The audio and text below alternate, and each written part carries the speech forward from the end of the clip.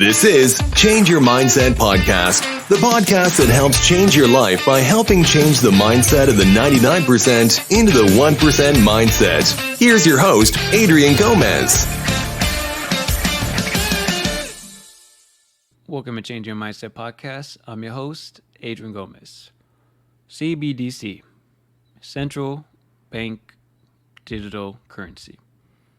For those of you that don't know what that is, I made a podcast episode called Central Bank Digital Currency. This should terrify you. And that podcast will tell you exactly what the CBDC is and why you should be terrified. So take a listen to that podcast if you don't know what the CBDC is. So, the World Economic Forum, the smartest people in the world, the people that think they know how to run the world and they know what's best for you because you cannot think for yourself. They are superior than you. They are smarter than you. So let's go to the website, worldeconomicforum.org. And they published an article on June 29th, 2023 called Central Bank Digital Currency, Global Interoperability Principles. The exploration of central bank digital currencies, CBDC, has gained significant momentum worldwide, with over 100 countries actively engaging in CBDC research and development. There is growing recognition of CBDCs as transformative tools in the future of digital payments. To ensure successful implementation and promote interoperability, global coordination becomes paramount. This report analyzes CBDCs from a regional perspective, identifying unique aspects and areas of alignment among jurisdictions. It highlights key principles that can serve as a basis for interoperable CBDC design, including trust, financial inclusion, payment efficiency, regularity, compliance, privacy, cybersecurity, and more. The report calls for public-private cooperation, regulatory consistency, innovation, and participation in standards development. The principles presented in the report provides a foundation for CBDC interoperability and the call for continued conversations and the establishment of enforceable standards. By understanding regional priorities, aligning areas of common interest, and adhering to interoperability principles, CBDCs can advance harmoniously, leading to efficient and interconnected digital payment systems. This report provides valuable insights for stakeholders involved in CBDC development, fostering a global future where CBDCs can thrive and realize their full potential in transforming the payments landscape. That's the end of the article. So one country has already done the pilot for CBDC, which is Australia. And the Reserve Bank of Australia, CBDC, is still some years away. But they did run a pilot to see how it would work. So I'm going to read an article from March 31st, 2023. And this was during the pilot of CBDC that Australia was doing. And I'll give you an example of how it worked. Australian Big Four banks, ANZ, halts cash withdrawals from many branches. The move comes as Australians continue to reduce their usage of cash and bank branches, but has sparked fears that the death of cash is near. The decision has received pushback, with critics such as Patricia Sparrow, CEO of the Council on the Aging, telling the Australian that the change could disproportionately affect older people who are less capable of going digital. Others have suggested it would make fiat users more susceptible to technical issues. The move has also renewed fears of a push to eliminate cash, and that cash could soon be replaced by central bank digital currencies, CBDCs. The end of cash is near. They are trying to go all digital and then bring in the central bank digital currency, CBDC, to be programmable so they can control how you spend your money. Eventually, they will be able to make your CBDC money expire or disallow certain products. In response to questions from Cointelegraph, an ANZ spokesperson said that the affected branches are metropolitan branches that have ATM and deposit machines nearby, and that the move was partially promoted by in-branch transactions decreasing by more than 50% over the past 4 years. The development comes as Australia gradually transitions to a cashless society, with the percentage of retail payments made with cash falling from 59% in 2007 to just 27% in 2019. According to a March 16 bulletin from the Reserve Bank of Australia, RBA, the RBA noted that the results from its 2022 survey will be available later this year, but added that the COVID-19 pandemic had only accelerated the trend, with businesses also contributing to the shift. Furthermore, a substantial share of merchants indicated plans to discourage cash payments at some point in the future. The RBA also pointed to a reduction in ATMs and bank branches around the nation, with the number of bank branches falling by 30% since 2017, while ATMs numbers fell by 25% since 2016. One of the major concerns with the CBDCs replacing cash is how they might affect individual freedom and privacy, as cash transactions offer anonymity and the ability to make transactions without leaving a record. A CBDC pilot program is currently underway in Australia, with an update expected around the middle of 2023. And one of the ramifications identified by the RBA was that it could displace the cash Australian dollar. In an emailed response to questions from Cointelegraph, a spokesperson for another of the four big banks, NAB, allied these fears somewhat, saying, "NAB still handles cash at our branches, and we have no plans to change. Cash will continue to play an important part in Australian society for as long as our customers want it to." The other two banks in the Big Four, CBA and Westpac, did not respond to questions from Cointelegraph by the time of publication. But Westpac told the Australian that it also had no plans to wind back access to cash through its branches. A CBA spokesperson was slightly more ambiguous in their response, however. That is the end of the article. The article is from Cointelegraph.com. And take a listen to this news station in Australia talking about the bank not letting their customers take out cash. We've taken another step towards a cashless society. A big bank has confirmed customers in some locations can no longer withdraw money over the counter as branches continue to wind back services. It's up there with the pub with no beer, the bank with no cash. ANZ has confirmed some branches no longer handle cash at the counter. Others are directing customers to smart ATMs for cash transactions. ANZ says only 8% of its customers rely solely on branches. NAB says for its customers, it's only 3%. The number of bank branches nationally dropped 30% in major cities over 5 years, from more than 3,000 to around 2,300. So, if you want an example of how the CBDC would work in your country, that's your example. So you're probably wondering, how would they use the CBDC and how would they inject it? So, there's an article by the peoplesvoice.tv from a whistleblower from the World Economic Forum. So this is the article. WEF Young Global Leader admits global elite's ultimate goal is CBDC under the skin. A World Economic Forum insider has blown the whistle and admitted that globalists' number one goal is to implant CBDCs as a chip under the skin of every man, woman, and child in the world, with or without their consent, and they will stop at nothing to achieve this aim.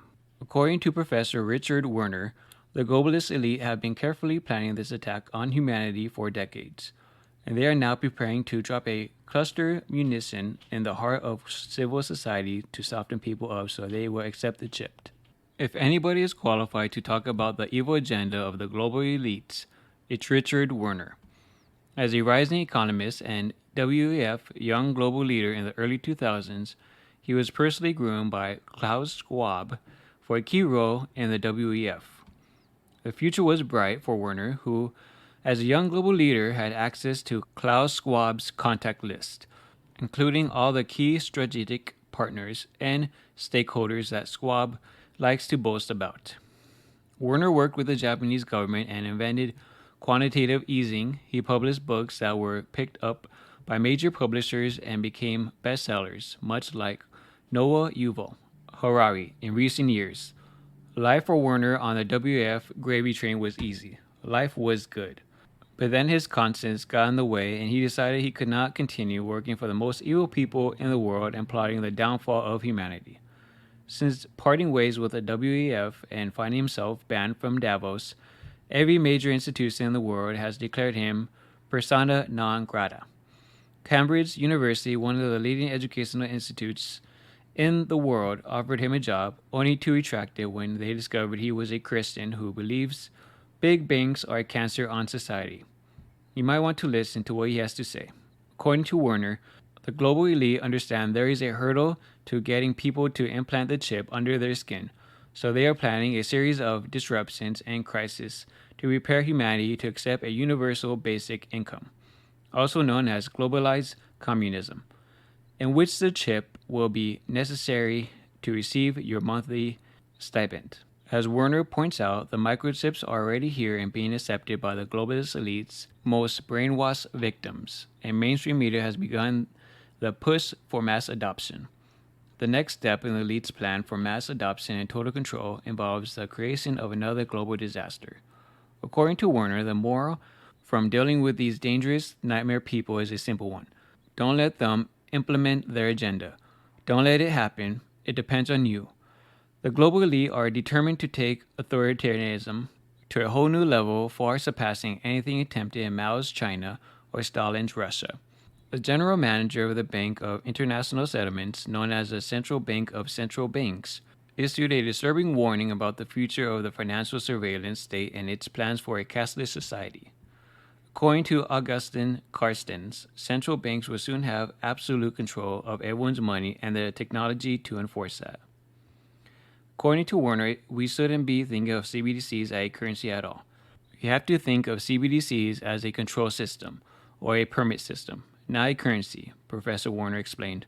It's a conditional currency based on you actually getting that permit. Now, if you happen to be some kind of critic of government policy or a critic of central banks, this could be difficult. Or if you dare to step out of the 15-minute city zone, maybe you'll find that, oh, my CBDC is not working. Of course, these are things we've seen already in China. There's plenty of videos where somebody tries to use it to buy a ticket and it doesn't work because his social credit scores are low. He's not wrong. China has perfected the system of social control using CBDCs to maintain total control over the masses.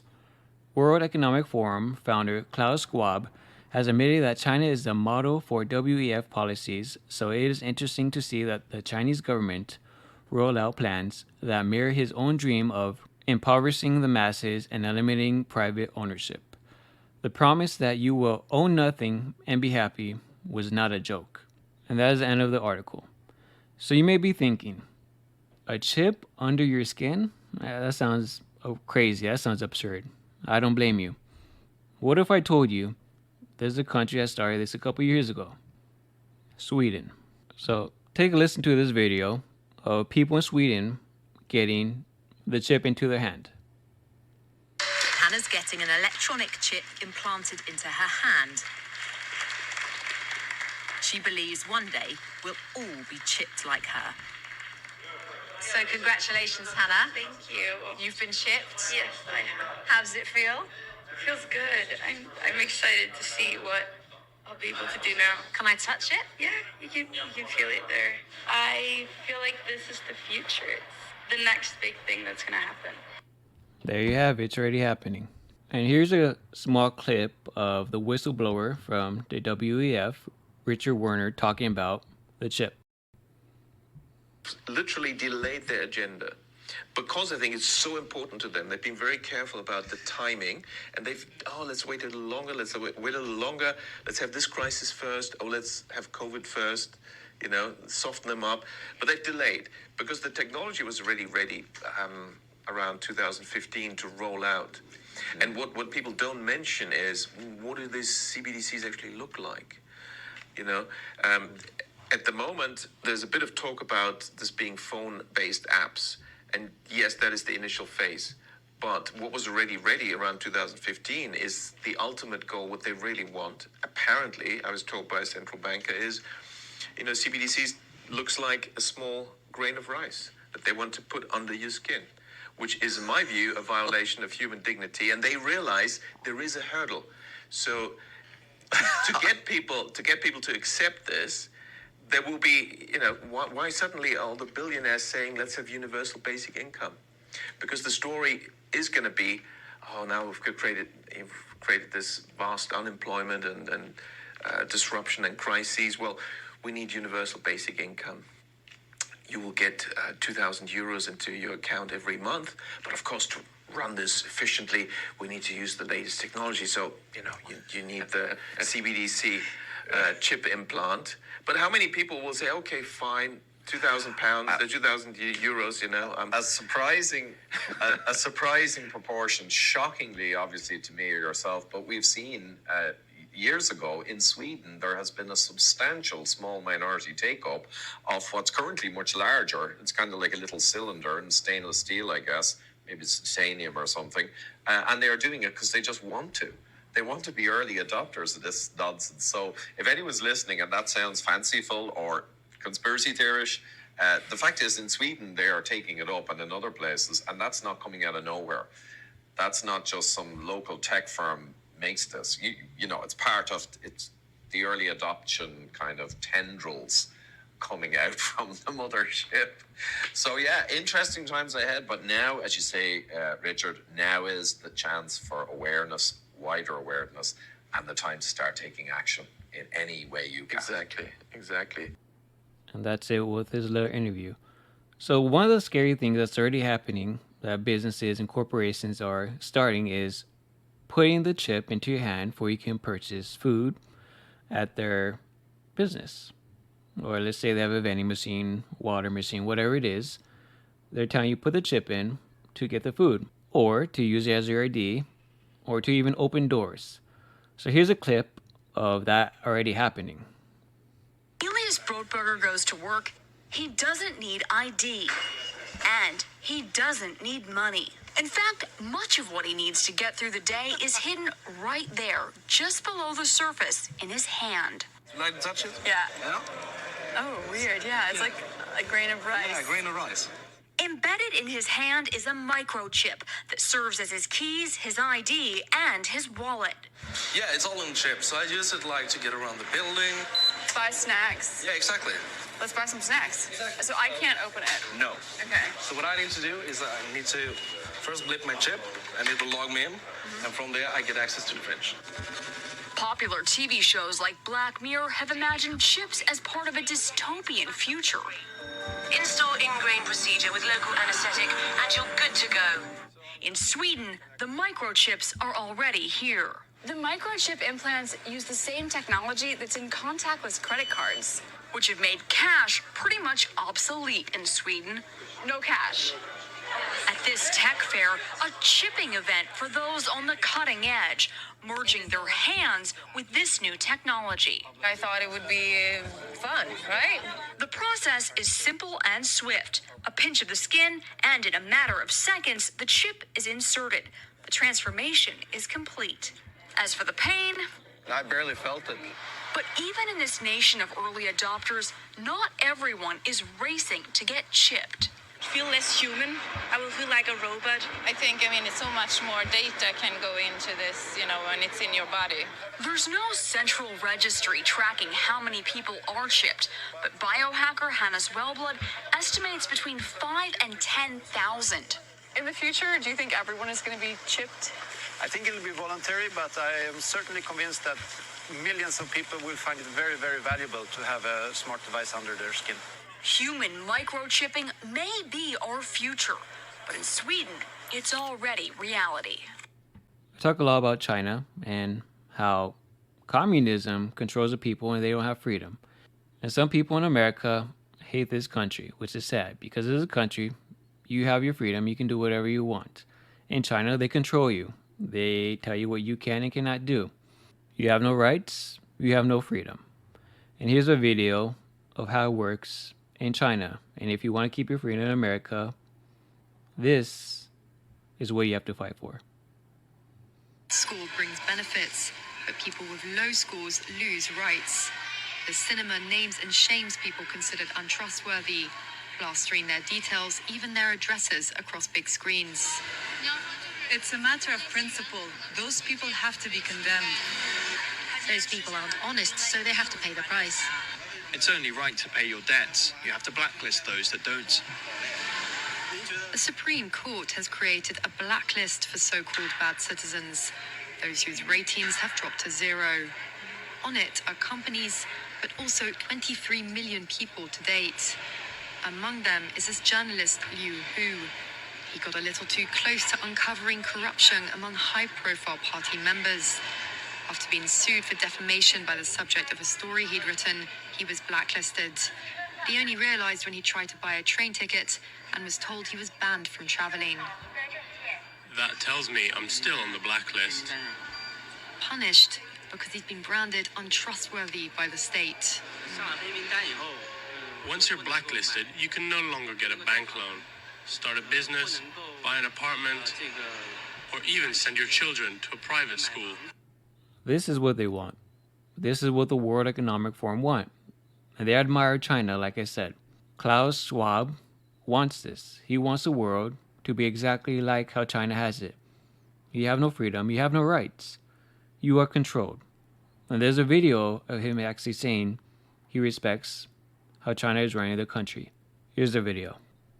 I respect China's achievements, which are tremendous over the last over 40 years. I think it's a role model for many countries. When they say you will own nothing and be happy, they mean it. So this is why CBDC is so dangerous. This is why the chip is so dangerous. It's all about control.